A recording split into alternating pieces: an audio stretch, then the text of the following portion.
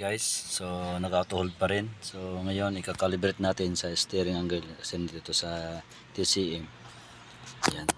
So ikon natin ito. So ito, bago nito guys, ang ating steering switch column steering SAS nya. Ito yun guys. Oh. Assemble na po yan, napalitan ko na yan. So steering tayo dito sa calibrate. Yan. So yan, yes po natin. Yan. Okay. Secure. Yan. So tignan natin. So nawala na ang ating auto hold. Yan, nakalibrate na lahat. Ayan. So okay na po yung sa steering angle 0 calibrate. Yan. So okay na natin. So yan po. So yan guys. So okay na. Ganun lamang po. Basic lamang po ating calibration sa ating steering switch na nasira at pinalitan na. So maraming salamat sa mga manonood sa aking YouTube channel. Marius Garis na po. Sana ba maraming matutunan. Maraming salamat po. Yan. Bye bye.